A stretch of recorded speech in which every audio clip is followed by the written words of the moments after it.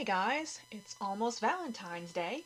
So, before we get to this week's book and movie, please be my Valentine if you haven't already by hitting the subscribe button and notification bell. Pretty please and thank you from the bottom of my heart.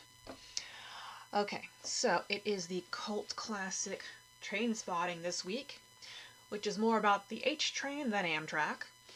I remember when I said on my video on A Clockwork Orange about how that would be the only time I would ever say watch the movie first, then read the book? I take it back.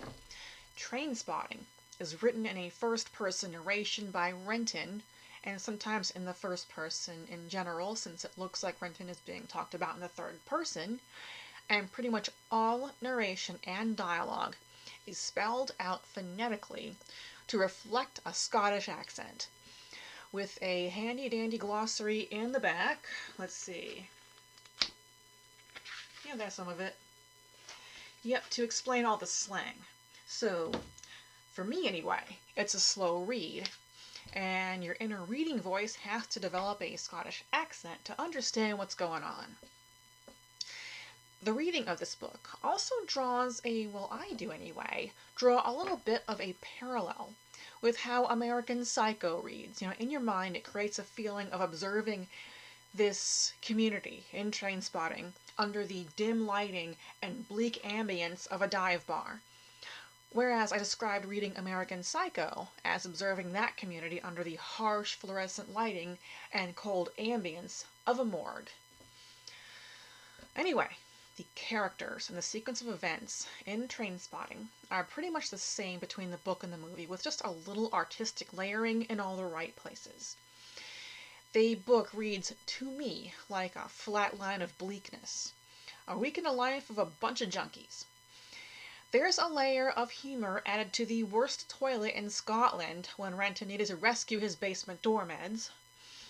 And there's a layer of creepiness that looks incredibly fake, if you ask me, when Renton is detoxing cold turkey and hallucinates the baby that died from neglect, crawling towards him across the ceiling, and then performing an exorcist-style head spin. In the book, that image came in the form of the baby facing him down and laying into a long and profanity-rich guilt trip tirade. I also think that there were more bar fights started by Begbie, with more details in the movie than there were in the book. But honestly, I didn't understand what was going on every page. The big differences between book and movie are, first, Renton's dim view of the status quo lifestyle that disgusts him into drug use as like a form of rebellion. Then at the end becomes his primary goal and motivation to get and stay clean. That's in the movie, not the book. The details of how Renton successfully cheats the welfare system in Scotland is in the book, but not the movie. And the biggest difference is the character death at the end. In the book, it was a friend named Maddie McConnell who is not in the movie. In the movie, the character who dies is Tommy. He became HIV positive from all the needles, and he never outran the H train. And then the book and the movie both end on the same note. Renton leaves the fugitive Begbie hanging and leaves his friends behind in pursuit of his piece of status quo life. And that is it for Trainspotting.